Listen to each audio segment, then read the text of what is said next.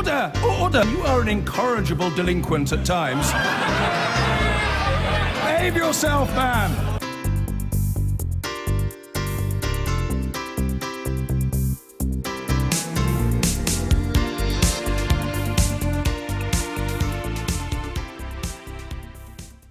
And to our panel, tonight our panel, the Conservative Business Secretary, Sajid Javid, Labour's Shadow Education Secretary, Lucy Powell, the Deputy Leader of UKIP, Paul Nuttall, the Managing Editor of The Sun, Stig Abell, and the writer and equality campaigner, Paris Lees.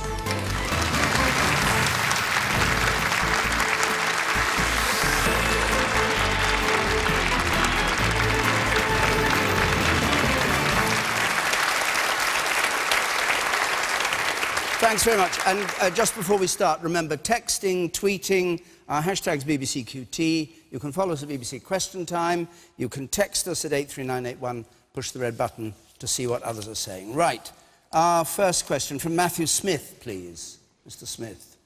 As David Cameron set his sights way too low in his renegotiation of Britain's membership of the European Union... OK, we've had David Cameron's letter setting out his aims. Has he set his sights too low? Stig Abell.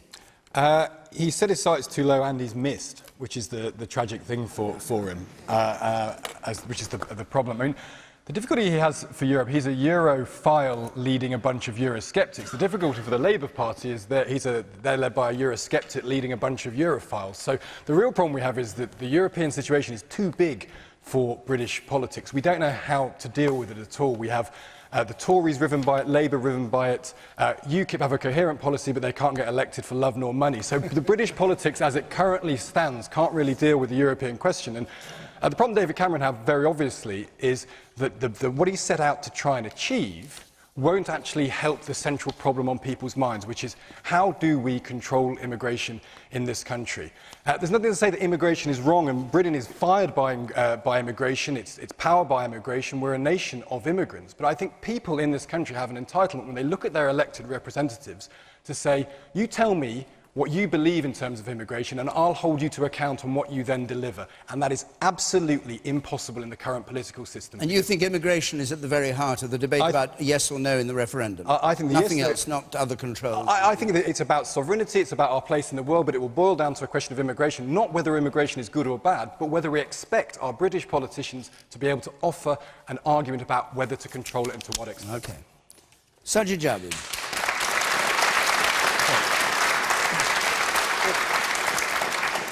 The relationship we have with the EU today is not the one the British people voted for 40 years ago. It is hugely, hugely different, entirely different.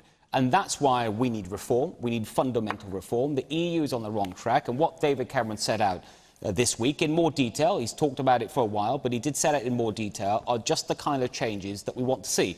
You know, so, for example, as Business Secretary, I want business to do even better in Britain. I want it to create more jobs. I want to see more growth. But we're held back with the EU as it is. If it doesn't change, it's holding us back. It's not competitive enough. There's not enough free trade deals. There's too much red tape. So we need to change all these things. Did he set his sights too low, was the question? No.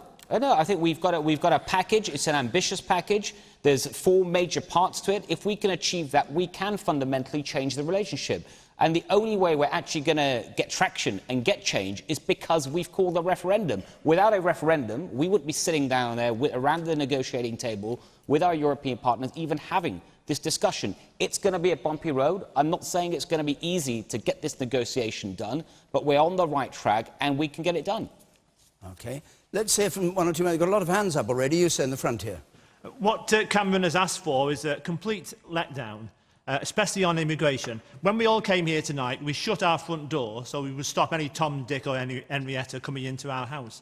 What we've done as a nation, we've left that front door open, and we left it open to 450 million residents from the EU, and any of those could come here at any time at all. Last year, over 600,000 people, and that's just the official number, came into the UK. Right. We cannot go on like this, and the only way to stop it, is to ensure that we have control of our borders. The EU will not let us control our borders, so the only way we can do it is to vote to come out of the EU.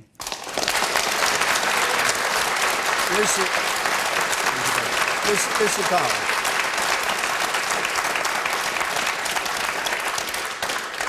Well, look, I'm afraid I don't agree with the last sentiments there, but, you know, I will be campaigning for and voting for Britain to stay in the European Union, because I think our membership of the European Union makes us a more powerful, a more prosperous and a more secure country. I share the frustrations that people have.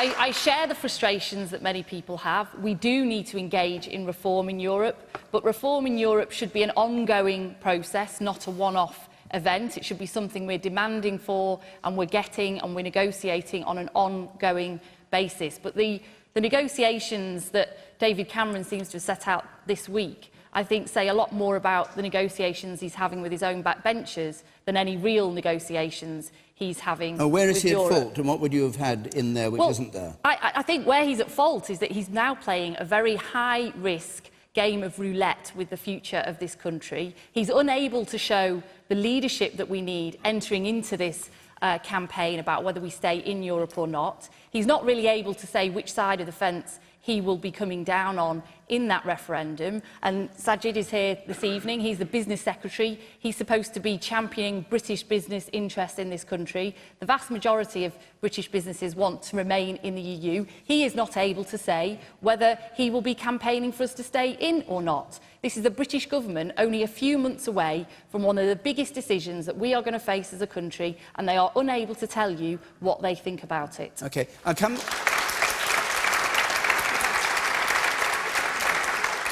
Sajid Javid, perhaps just before we go on, you'd pick up on that point. Do you know which way you will go? You once said you wouldn't shed a tear if we left the EU. Is that still your view? Well, I think we need fundamental change, and if we don't... I know you said all that, no, but would you... I'm answering your question. If we don't get right. change, if it's an unreformed EU, then I think the costs of staying in outweigh the benefits. That's why we need reform. And so you could see yourself breaking away from the Cabinet and from David Cameron? Well, it would be that, because he said I he's can in see favour. myself campaigning for reform, which is what I'm doing now. We need to see the fundamental reform. Can you see and any the only way, by the circumstances way, where you would break away?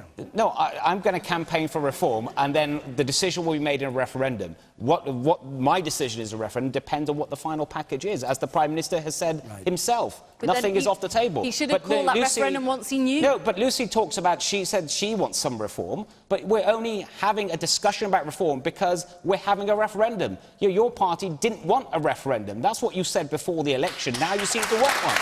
You need to make up your mind. Well, we're having a referendum. We're having a referendum. Against it. But, you know, I'll give you an example. The negotiation position on limiting in-work benefits, that was a policy that the Labour Party adopted ahead of the last election. Hang on a minute, let me just finish. OK, but that was a policy that we developed before the last election, where we were going around Europe as opposition party, not as the government, and we were asking other countries in the EU Commission, would they negotiate on such a policy as David Cameron set out? They were happy to have those conversations. They said, and this was only a year ago, at that point they had heard nothing from the British government asking those same questions. So the Labour Party in opposition was having those conversations before David Cameron even was. All right, let's hear from some members of ours. You said there. Yes, sir. Just like his manifesto on benefits, David Cameron's statement on the European Union is way too vague. I honestly think he's going to use this EU referendum to destroy workers' rights and give us an option of in without the social charter or out, and therefore destroy workers' rights, which is his and Javid's goal. OK, and you in the front, in the second row. Yes? No, I don't think that David Cameron has set his targets too low. Let's take, for example, immigration. Immigration is far too high, yes, we know that, it's far too high. But the immigrants, the migrants that come into the UK, they play their part in society. They do the jobs that the British people, that a minority of British people do not want to do. By these reforms, we are not bowing down to the European Union. We're showing that we are Great Britain. We are showing we are a democratic society. Immigration is too high. But the immigrants that come into the country, they do work. OK. Paul Nuttall. Well, I've looked at Mr Cameron's 4 points.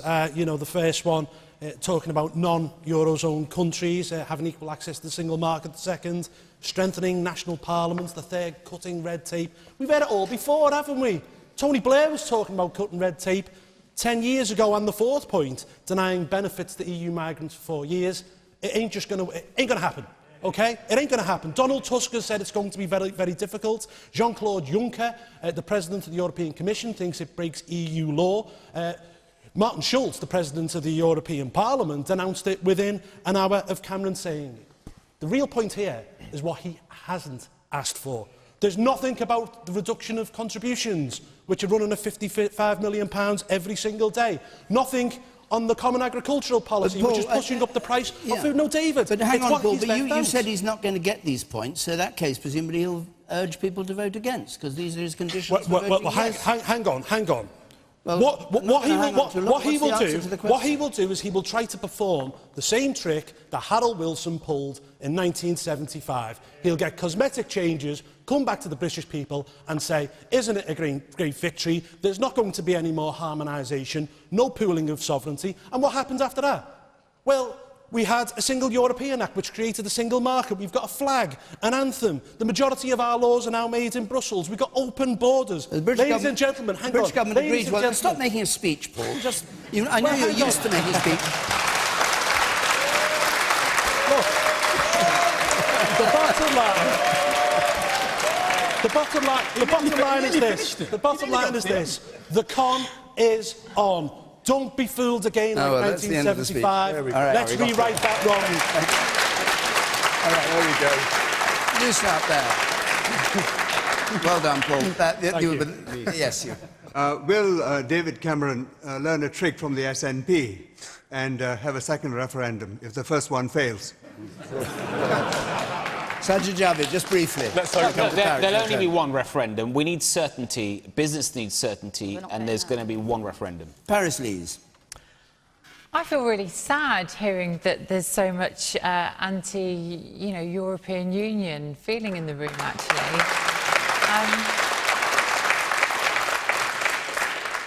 I get it. I get that it's frustrating and all the red tape and everything. And of course, there's the dead wood that could be cut out with all these bureaucrats, and God knows, who gives them their authority or where they get their budgets from. So yeah, we need to see some change. But I think there's a more important point to be made, which is, I really think we're taking for granted what we've got. Like, have we forgotten what Europe, as it stands now, replaced? It replaced like 300 years of us being at war with one another, And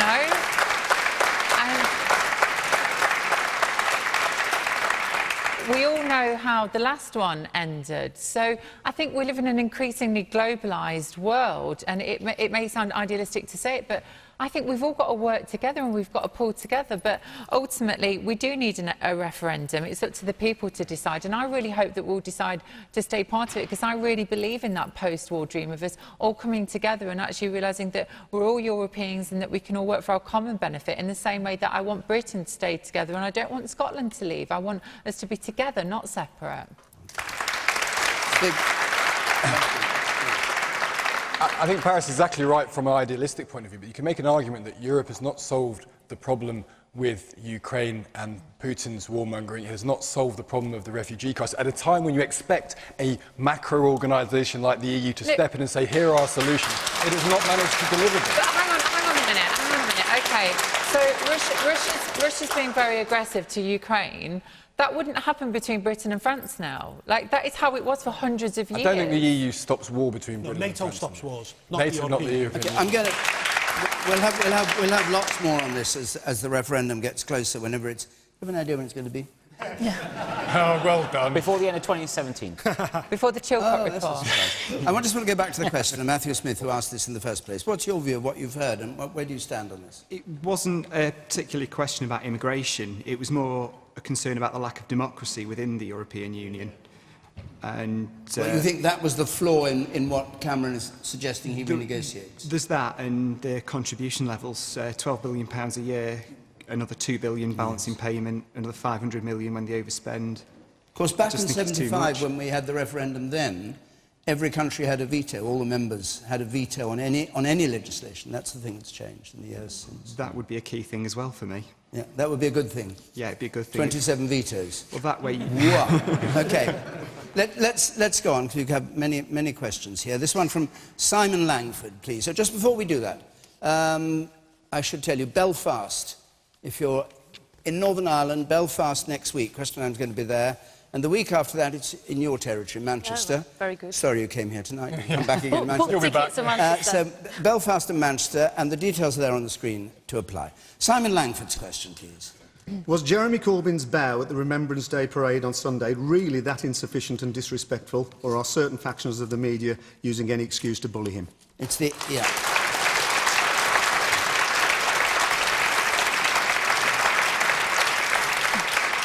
And I guess it's the any excuse to bully him part of the question that's it. Paris, Lees, what do you think? Oh, poor old Jeremy Corbyn. It seems like a nice guy, doesn't it? And Stig, you're a nice lad. I don't think you believe in all the stick that you've been giving him. I don't know, really. I just think, you know, let's face it, Margaret Thatcher, Tony Blair, we've had some right nutters running the country over the past 30 years, haven't we? Jeremy Corbyn stands for peace. He stands for people. He stands for a fairer and more equal society. Do I believe everything that he stands for? No. Do I think he's got all the answers? No. But there's no doubt now that he represents a different way of doing things. And I think that's clear from the fact that there are clearly certain people and institutions with vested interest in maintaining the status quo who really don't like Jeremy Corbyn. So whatever you think of him, the Labour Party. Well, yeah, quite. And I do actually think he should be more pragmatic, actually. I'm probably more New Labour than Jeremy Corbyn. If I got invited to a Privy Council meeting, I'd go. I think the Queen would probably have nice tea and cakes and things. So I'd go and have a laugh. But I think we've got a question now, haven't we? You know, we can either keep voting in the same people and getting the same sort of people and getting the same sort of outcomes, or we could try something different. And I don't know. I just think Jeremy Corbyn, it seems like a nice man. He seems like the kind of teacher everybody takes the mick out of when you first start school, and then by the end of it, everybody loves him. So I don't know. I think he's had a rough deal. So, Lucy Powell, is he being bullied? Well, look, being bullied by the Labour Party, perhaps, rather than by the press. No, I think the first thing to remember is what Remembrance Sunday is all about. It's a time that we pay our respects to those who gave their lives for their country, for our country, and who fought for freedoms around the world and lost their life in so doing. And we should never forget what Remembrance Sunday is about. And I think for a national newspaper to politicise such an event in the way that they did with their front page on Monday was frankly despicable. And I think the people who disrespected the veterans on Remembrance Sunday was the Sun newspaper and the Sun journalists when they decided to put together that front page on Sunday afternoon.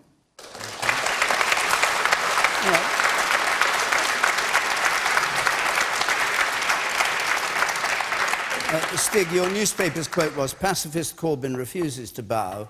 Nod in thy name." Nod in my name, yeah. Nod in my name. Yeah. Is that bullying? Well, I don't think it's bullying. I mean, the story erupted because two Labour MPs immediately talked about their view of Jeremy Corbyn. Graham Jones and Simon Danczuk came out in public and saying they were concerned he didn't show sufficient respect. So it was a story, people were talking about it. And you may well take the view, it's a perfectly understandable view, that what he did was fine, and yet people were making the opposite view, saying it wasn't sufficiently respectful. And the problem Jeremy Corbyn has is the reason people are scrutinising him is because he's got perfect credentials to be an anti-establishment figure, as Paris says, and that puts him into a very difficult position when he seeks to become part of the establishment. He doesn't believe in the monarchy. He doesn't believe in the army. He doesn't believe in a deterrent in terms of trident. He believes that the death of Osama bin Laden was a tragedy. He's got perfectly right to have those beliefs, and he can intellectually argue for them. Not actually what he said. But the point is, the reason people are scrutinising him and talking about him, including members of his own party, is because of the stances that he's taken. So you might well take the view what he did was perfectly fine and the way he conducted himself was fine, and that's an absolutely legitimate view to have. The fact of the matter is, Labour MPs on that day didn't take that view. And when Labour MPs woke up in the morning, they were concerned about whether or not he would show sufficient respect to the military and to our warder. That's an extraordinary position for a Labour leader to find himself in. Okay. You, sir. I'd just like to say that it's not a case of bullying, it's a case of respect. I noticed it on TV compared to everyone else that was doing a decent bow. And even I sort of nod and bow when I see a hearse go by on a daily basis. And I just agree with the lady. It's not bullying at all. Okay. And what about you up there on the gangway? Yes. Hi, sorry. Right. You make this point about not sufficiently respectful. Respect is a personal thing. Respect isn't something that you should have to bow down to some sort of almighty respectometer. Respect should be a total personal feeling. Jeremy Corbyn thinks he respected sufficiently. That's fine by me. Okay. And the woman at the very back. In the back row. And then I come to you. Yes. Me? Yes? I wonder why it wasn't covered the fact that he stayed behind to the end of the procession, didn't go in for a meal with all the other dignitaries to talk to the veterans. He sent a handwritten wreath, which was very personal, and then he went on to his own constituency to attend another memorial service. Do you think he's being bullied, is the point? I mean, it's this... I think he's been vilified, he's been bullied, and the Murdoch press is trying to indoctrinate the rest of the country into electing another Conservative. Okay. I'll come to you. I'll come to you first in red here, the woman in the front row, second row. I'd like to put it to Stig, who works for The Sun. How respectful are you to people in general? I mean, for instance, that photograph of him at the cenotaph, bowing his head, right next to it is a picture of a scantily dressed woman. How respectful is that? Can I just say? Yeah. Can I just say? I think it might have gone so far in the other direction now that these people who are attacking him might actually be doing Corbyn a favour, because if there's one thing that we like in this country, it's an underdog, and there's no doubt now that he's been powered up upon. So I think it'll be very interesting to see what the effect of all of this stick he's been getting will be. Paul Nuttall. Well, I missed the bow. I was at the Cenotaph in Liverpool at the Remembrance Service, and I've also missed it because, obviously, you can guess from my accent, I'm from Liverpool, and you very rarely see the sun. So, for obvious reasons. Look, this is just a total non-story. Let's be frank about all this. You know, it's whether he bows or not is unimportant. As far as I'm concerned, you know, I think there's far more worrying things about Jeremy Corbyn, and that's his views on the IRA, his views on Hezbollah and Hamas, wanting to give the Falklands back to Argentina.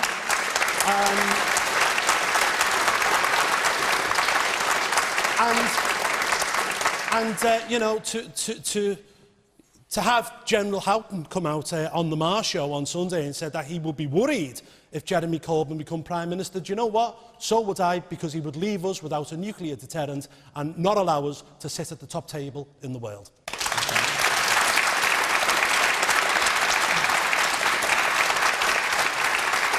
Just, Sajid, I'll come to you, but Lucy, just before can we just pick up that point? It was a rather curious moment because Sir Nicholas Horton said he was worried, and Jeremy Corbyn said this was quite improper for a general to say this. And then Labour's own Shadow Defence Secretary, Marie Eagle, said, oh, no, I think he was absolutely fine to say that. And she believes it, you know, it's a curious party which is so divided on such a serious issue. Actually, that's not quite the sequence of events that happened. I think Maria responded first, and she was on the same TV programme that he was. But look, I think that I don't happen to share the same view as Jeremy Corbyn about the maintenance of our nuclear deterrent. I think it's important that we continue to have that. But I absolutely defend his right to open up a debate about it. He is a politician. It is not for the Chief of the Defence Staff and the Head of the Army to go on national television and talk about Jeremy Corbyn's suitability as Prime Minister or policy discussions about nuclear deterrent. It's the chief qualified. It's the chief because we live in an we live in the best qualified person in the country to no we live in an elected democracy where the people decide through their elected politicians what our policies are about whether we go to war, about what capabilities we need, and what our policies are. It is for the Chief of the Defence Staff to carry out those policies. Is it for you a deal breaker whether Jeremy Corbyn would, were he to become Prime Minister, activate or say he would not be prepared to say whether he'd use a deterrent or not? Are you indifferent to the issue?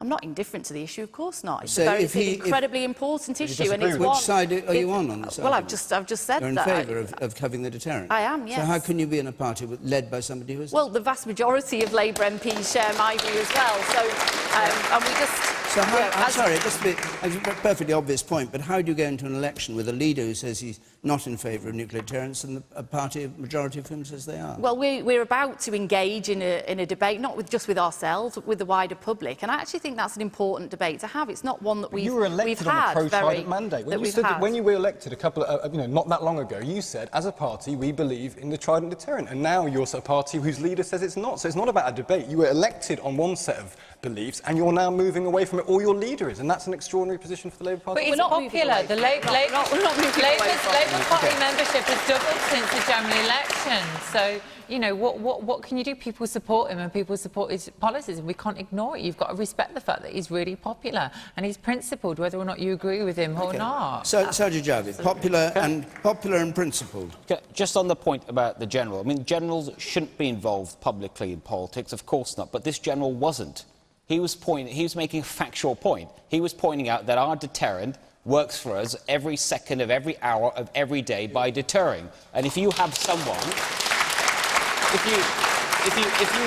if you have someone who wants to be Prime Minister, remember Jeremy Corbyn is the alternative Prime Minister. That's what he is.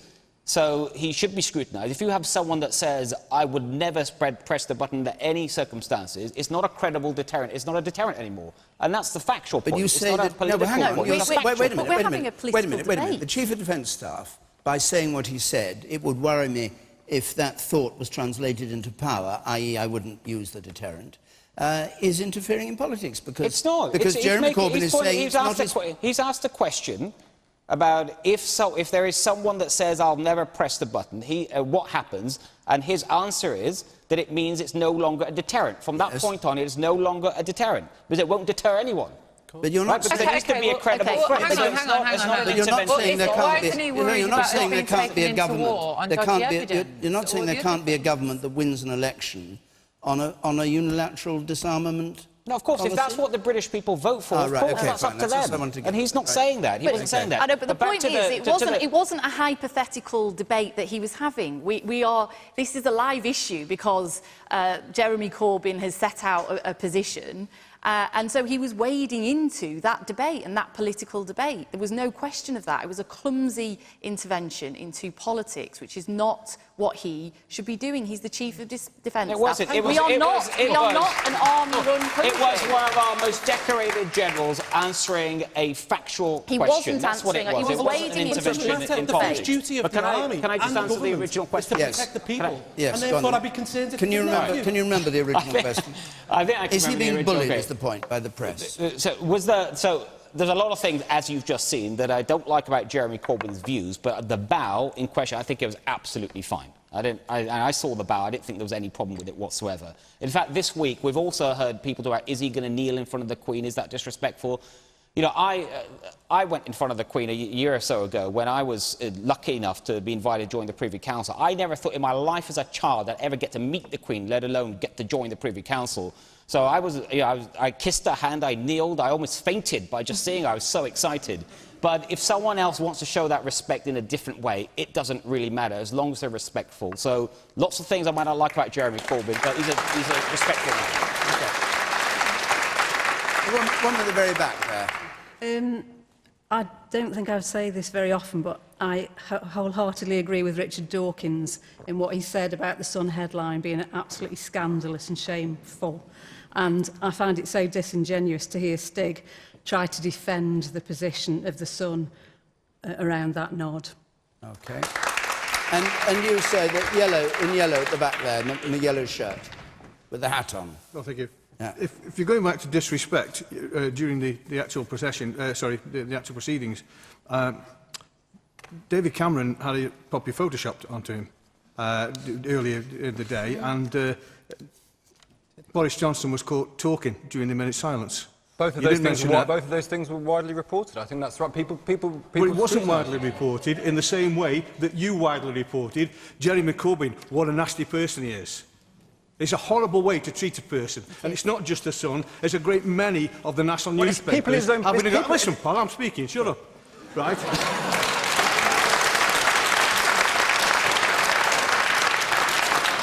I don't think you can tell a panel member to shut up, but just finish your point. The fact is that it's not just the Sun, it's the whole of the Murdoch empire who's taken against Jeremy Corbyn, and it's unfair, and it's bullying, and if it happened in the school playground, if it happened in the street, you'd be arrested. OK. A brief answer, Stig, to that, and then we're gone. Well, again, you say that the criticism comes from the Sun. It came from people in his own party. It came from people watching the television. We reported on what people said. And you know, on Wednesday, we had David Cameron mocked up as a jelly on the front page. Because one of the things the Sun does is it tries to capture where the debate is. And when it came to Cameron, as I've said at the very beginning, it's not a plot about Corbyn. We think Cameron's position on the EU is ridiculous. We might talk about tax credits. We think the Tory party have shamed themselves as a party in their stance on tax credits. So while we do have disagreements with Corbyn and we do report on things in a colourful way, we picked up on stuff that people were saying, people in his own party and people watching on television, and that's what we did. All right, let's go on. Carol Hawkins, please. With council budgets cutting social care and A&Es already struggling, will the NHS fail this winter? Will the NHS fail? We heard the reports today where it's not achieving its targets. All right, Sajid Javid. No, it won't. It's going to be difficult, and it has been for many winters now. It's certainly going to be challenging, and running the NHS I think, is one of the most difficult organisations for anyone to run, no matter who is in power. But the one way that we can make sure it can deal with these challenges, and it's not just winters, it's the growing challenge of an ageing population, more and more medicines and treatments that obviously we want the NHS to provide, and we all want it to stay what it is, a service that's world-class, free at the point of use. We're only going to do that if we keep making sure it's got enough resources, first of all, and we can only do that if we keep the economy strong. That's why we're able to commit as a government it's going to get £8 billion extra at least every year. How's it got a deficit of almost £1 billion already this year, then, if you're putting the money in? It doesn't have a deficit this year. There are individual hospital trusts that might have issues. An overall deficit of there will be some trust at any point in time. Some will run deficits, some might have surpluses, and I think what it points to is that it will be challenging. It always is. But there's not a financial problem at the moment. There's not a financial problem as long as we keep the economy strong. And that's why this all then feeds back into, if you're going to keep the economy strong and you're going to prioritise rightly the NHS, you have to make difficult decisions elsewhere. That's what we've done, and that's what's going to keep the NHS strong. What are you talking about? The NHS was created when Britain had no money. Like, we'd just been at war and everybody decided to pull together. It's absolute nonsense. Like, there was a report out last year, you can go and Google it. It's called Mirror Mirror on the Wall report. Just Google it. Britain's healthcare is rated top out of 11 Western countries. At the bottom came the US. There's countries like Canada, Switzerland in there. We came out the best. And actually, there is money. We just need to put it in and make sure that it's run properly. That's all. The NHS is the best thing that we've got in this country. And to say that, oh, we don't have a lot of money, we've got to focus on the economy. No, we need to focus on the NHS. The money's there if we want it. Well, with respect, I think I didn't say that. I said we prioritise the NHS. We have got the money, but it's only if we keep the economy strong. That's why we're putting in the extra £8 billion a year. That's why we're the only party at the last election that signed up to the Simon Stevens plan to not only to find efficiencies, but also to keep putting the money in, keep putting extra money in every year. And what do you mean by finding efficiency? Just further adding privatisation? You're running it down, is what you're doing. Simon Stevens. Standards are going down. Simon Stevens says the quid pro quo of the £8 billion put in was you find £22 billion worth of savings. Are you finding those with A&E levels missing their target, 5,000 patients in beds who should be discharged, We've got ambulances missing their targets. I mean, it doesn't sound as though it's working. Look, I'm the first to accept the NHS has challenges. Of course it has challenges. It always, when you're trying to have an organisation with over 2 million employees that is trying to offer a service that is free at the point of view, it's going to have these challenges. We have a growing population. We have greater need all the time. And there's no government that's ever been in office that hasn't had issues with the NHS. But one thing I do know is absolutely required is it needs more money each year, and you're only going to have that if you have a strong economy. You stay at the back there. I thought I wasn't going to talk tonight, but when you mentioned the NHS, it really upsets me. Basically, I work in the NHS, and it's cut upon cut upon cut. I never see any money coming into the NHS. Every day I go to work, it's about cutting something. It's about having higher targets. It's unbelievable the amount of stress in the NHS. Most people I work with can't wait to leave. Okay. And the woman in yellow there, in the fourth row, with the spectacles, yes, you. So you confidently said no, the NHS isn't going to have a crisis this winter. So what do you think about Jeremy Hunt having completely lost touch with 45,000 junior doctors?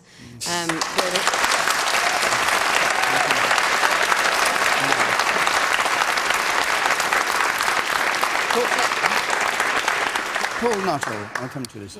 Well, the NHS is in a terrible crisis. It's the second year on the run. It's over budget by £1 billion in first quarter. Ambulance targets are being missed. A&E units are missing targets. 111 is, well, it's just a joke, really, isn't it? Let's be perfectly honest about it. Look, there's a problem with the NHS, and it's a long-term problem. It's a structural problem. It's too big. There's too many managers. You know, under Labour... Look, hold on. Under Labour, between 1997 and 2010, the NHS budget trebled, OK? But the number of managers grew within the NHS by 58%. We're now in a situation where 51% of people who work in the NHS are not clinically qualified. There's 50,000 people. There's 50,000 people who work for the NHS who are on over 100 grand a year. Now, is that the porters? Is that the nurses? Is that the ambulance drivers? Of course it's not. And then, of course, you've got the PFI deals, which is saddling the NHS with a debt of £2 billion every single year. Yes, hold on, Paul. Wait. I'll come back to you.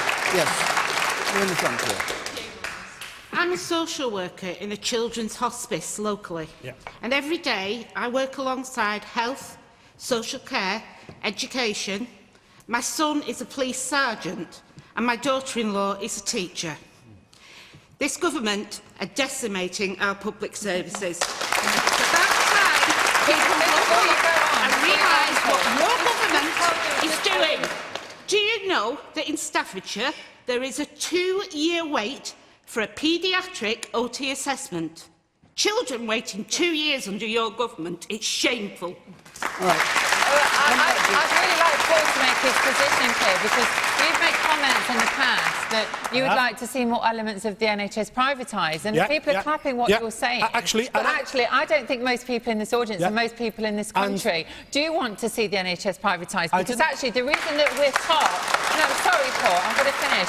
The reason that we're top of that league table in terms of healthcare and the US is at the bottom and we're not in a Breaking Bad style situation is because we have nationalised healthcare. So would you like to clarify, make clear your position on privatising the NHS? Let me clarify my position. What I was talking about specifically is procurement. You've got the NHS in some cases paying over 30 times the cost for drugs. Hang on, because I thought maybe it might be a good idea to bring a private company in to try and get bang for our buck in this area. Now, look, the bigger problem with the NHS is that we're allowing over 300,000 people into this country every single year. You can't plan for an NHS when there's too many people in the country. It's as simple as that. We would not have an NHS without those doctors coming from different countries. Right. Okay. Oh, well, isn't that shame on us? Because we should be training them on our own. Shame on you, All right, Lucy Powell. I'd like to agree with some of the audience comments there and not Paul Nuttall's at all. But look, the first thing to say is that my husband is an accident and emergency doctor, so I live and breathe with him what is happening in the NHS, and he will tell you, as he tells me, that the NHS is absolutely on the brink of crisis. And I think, Sajid, you're being very brave to suggest that we're not going to have a crisis this winter. The reason that we didn't have the kind of traditional crises the last couple of winters is because we had very mild weather, and my husband will tell you that it's when it gets cold that things get really difficult. Now, why is it that we've got such a crisis in the NHS at the moment? And it isn't straightforward, it is more complex. First of all, the resources aren't there. Sajid said that the government have pledged this extra £8 billion. They've not seen a penny of that money yet, and we're still some way off getting that money. The really big challenge for accident and emergency and hospital care at the moment is the huge numbers of elderly patients coming in who should be being looked after at home or in the community. But we've seen an absolute decimation of social care in this country. So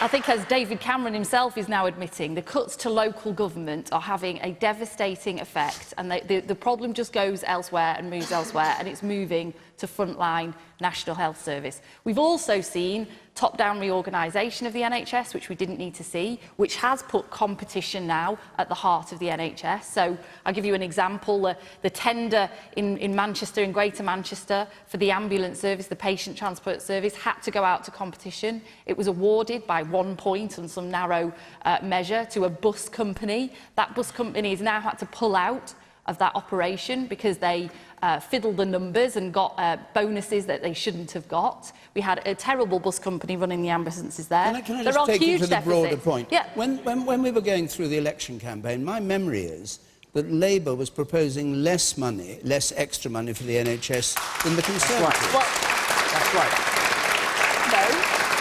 That's right. No, we were proposing a cash injection into the NHS of £2.5 billion this year. Yeah, but what about each year? Each year? And we proposed resources to social care. So you give with one and you take away another. You have proposed, and we've yet to see the money, and Simon Stevens, the head of the National Health Service, has called you up on this week. You have proposed an extra £8 billion by the end of this Parliament. That's in 5 years' time. You have yet to say where that money's come from. That is not helping the deficit that the NHS is facing now, and it's not helping the crisis that the NHS is facing now. So it's made up money. Yes, certainly. Why did Labour cut why did Labour cut NHS spending in Wales? Well, you know that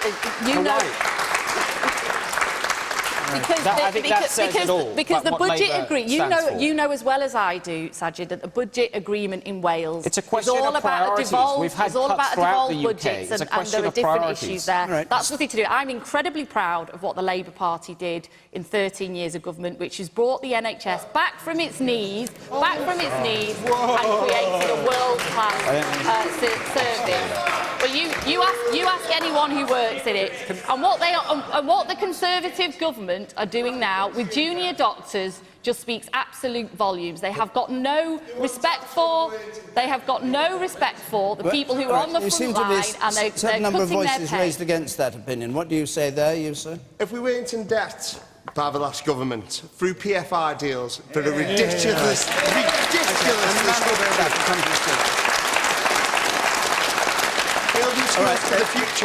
Two people in the very back row. I'll come to the woman first, then the man.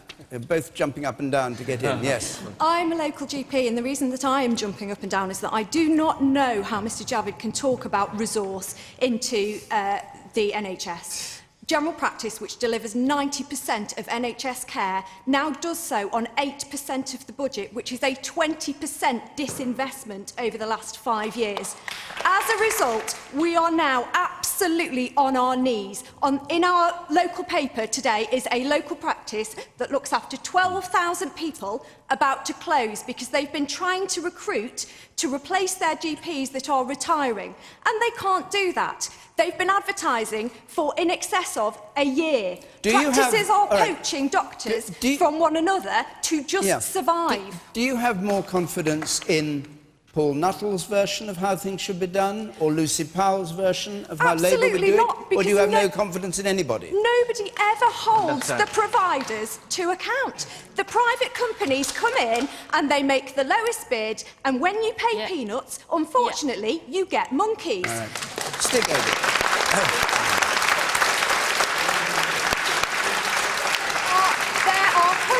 Of people across this country who are facing their future without a GP. All right, Stig Abell. I think the problem's been animated by this conversation. The NHS, which was an idea of the Labour Party, is too big an issue to be given over to politicians to squabble over. And the problem is, the NHS has a problem here that is a 30-year problem. It is a 30, 40, 50-year problem as we get older, as we live longer, as we have more illnesses that require treatment. It cannot be solved in a 5-year electoral cycle. It cannot be solved by health secretaries who are there for 1 or 2 years and have got an eye on the next job. It cannot be solved by people squabbling over who thinks they could give more than another. It needs someone to say, this is an absolutely existential crisis for something we feel very strongly about in this country. It needs to be a cross-party look ahead, not to electoral cycles, but saying we need 30 billion, we need 40 billion. Let's find what the right figure is and get an agreement to spend it, and we're going to find ways to stop wasting it. So Have you ever known? Can you seriously imagine opposing parties in a democracy trying to win an election agreeing on the amount? And it's a huge amount from the budget that will go. No, I can't. Because it means taxation levels, it means spending levels. I can't see it happening, but I just think that there's a moment. It's pie in the sky. Well, no, I think there's a moment in which we have to look at, is it worth people having an argument about who said they would give more to the NHS or not? Or is the argument actually about, for the next 30 years, when populations are going to live till 100, 120, 1 in 3 people, 1 in 3 diagnoses of diabetes, this is an existential crisis, and it might not be possible in the end for all politicians to agree, but to not treat it as a football to kick around would be a very good beginning. All right. The woman here, I'll come to you. Yes. You, and I'll come to you. Yes. Briefly, if you would. We've got more topics to go on to. A brief back comment. up the point that the GP made? There is a real crisis. I have a daughter who's a junior doctor, a son who will be a doctor. They are not going to be staying in this country to work under those circumstances. On the 8th of December, there will be a strike unless Jeremy Hunt does something about it. Okay. And the woman there. You on the right there, yes? I'm really worried about this mantra, keep the economy strong, that the government uses, because we hear it continually. We've heard it about tax credit cuts, we've heard it about the health service, we hear it about education, and I feel it's a way of the government distancing itself from the consequences of the cuts that it's making and its policies. I mean, we've heard recently David Cameron himself wasn't fully aware or appreciative of the problems within his own locality, his own council, and what they were struggling with. And somehow you have got to understand what your policies are causing people to suffer in their lives today.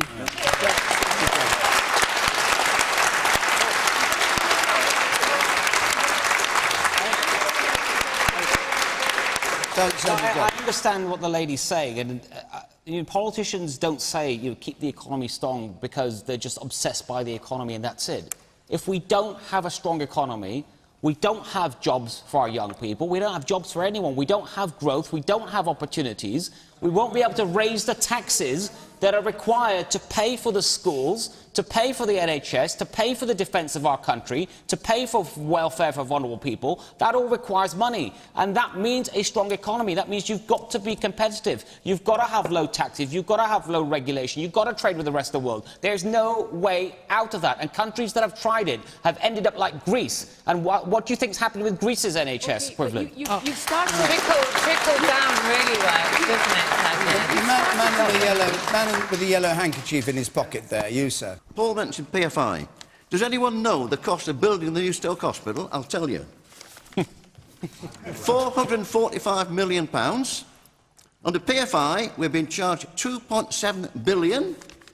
All the PFI contracts, apart from one, were put in during the Labour administration. A total £11.8 billion cost of buildings, £79 billion to be paid back. Okay. Those contracts will be renegotiated, and there must be some obscure EU regulations that could enable us to do it. All right. And they were all Labour. And the woman there who's waving her hand in the second row from the back, yes? You. So you say that you are going to start putting £8 billion into the NHS every year, which, as Lucy said, hasn't actually happened yet. But one of the big problems in the NHS is lack of staffing, and there are so many things you're doing at the moment that is going to decrease that staffing. You want to decrease immigration, which the NHS gets a lot of skilled workers from the EU to work in the NHS, and without them, we wouldn't be able to be there. The junior doctor contracts are pushing junior doctors away. There's been a decrease in medical school applications this year, and an increase in junior doctors wanting to work abroad. I'm a medical student, and I know I don't want to stay in England, like if these plans go through. What did you say? She's getting trained by us, by our taxes, and now she's saying she doesn't want to work in this. All right, I'm going to... I think you'll find she's probably in about £50,000 worth of debt when she finishes. I'm going to move on. We've had we're obviously deep into the NHS and cuts, and somebody was talking about the state of the economy. So I just want to keep on that topic, but with a different question from Rachel Taylor, please. Rachel Taylor. Can we really afford to send £500 million to help with the migration crisis when there are so many cutbacks happening here? All right, we've been talking about the NHS, the cutbacks in the NHS and all the rest of it. Can we afford to send £500 million, which has been promised, to help with the migration crisis? Paul Nuttall. Well, we should be helping with the migration crisis, and we should be sending money. I do hope that that cash, though, will come out of the £12 billion worth of foreign aid that we send out every single year. Do you approve of the foreign aid that we send? No, I don't. I think we're sending foreign aid to countries that don't actually need it. I would approve of foreign aid going to countries where there's been an Ebola crisis, or you've got starving children, or indeed there is the migration problem. So I would support that. What I don't support is foreign aid going to countries that are richer than ourselves. And I want you to consider that is £25 million every single day that leaves these shores. Do you know, last night, 100,000 kids had to sleep in hostels and B&Bs. In the week of armistice, 8,000 ex-servicemen slept rough last night. Do you know what? That's your taxation. That should be spent here, in our country, on our people, on our transport network, on our schools and on the NHS. Okay. Stig Abell.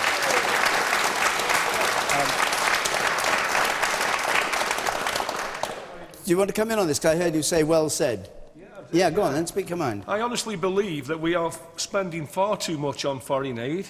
I do believe that we have to pay for the migrant crisis, especially the people coming from Syria, but we also have to realise the amount of pressure that it's putting on our country, on all public services, not just the health service.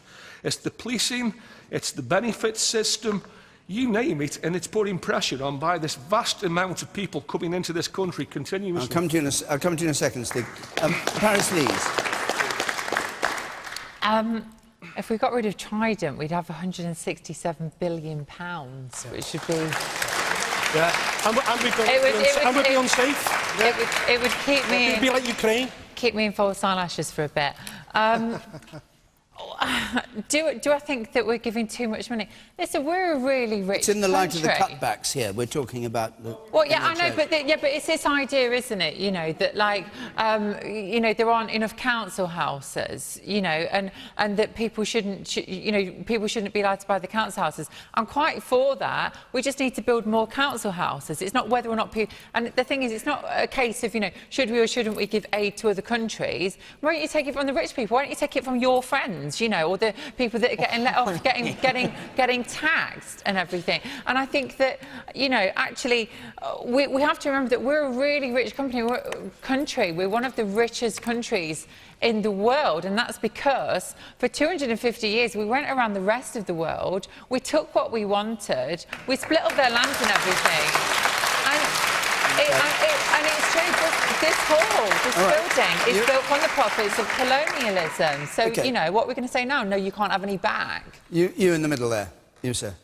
In terms of foreign aid, we need to actually spend more. There's crises going on constantly around the world which aren't getting national attention in this country. There is plenty of money that, yes, okay, isn't going to where it probably should go. But then to say get rid of Trident is going to give us a massive national security error in this country, where we're going to lose people. We've got massive terrorist threats going on in this country, and you want to disrupt the one process that is keeping us safe? It's preposterous and stupid. Okay. How is it keeping us safe?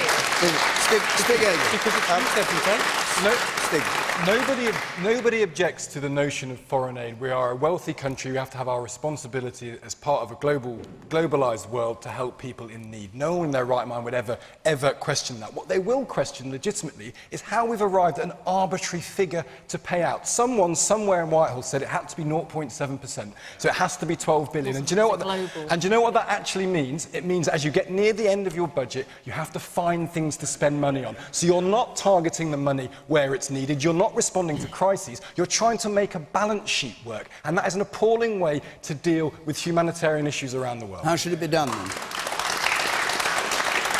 It should be, I mean, if you're sitting there as Chancellor of the Exchequer now, you have a commitment to the 0.7% because your party's agreed it and the voters have agreed it. If you don't have that, you're sitting there as Chancellor, you've got all the problems we know he's got on welfare, on national health, and 2 weeks from now he's got to announce his spending. You should be expected to prioritise. You can even say we will have a maximum of 0.7%, but we will prioritise against that. And when we are facing crises around our own country, when people are at sleeping rush, we may move that number. At the minute, it is a binding requirement, and you're binding yourself to an arbitrary figure. And if that meant 12 billion was spent beautifully, wisely, and it saved desperate people in the world, that would be a great thing. But what it actually means is accountants get at it and they say, at the end of this year, we make sure we spend it. So we spend it in quick fix things, because that's where the money can go. Lucy Powell.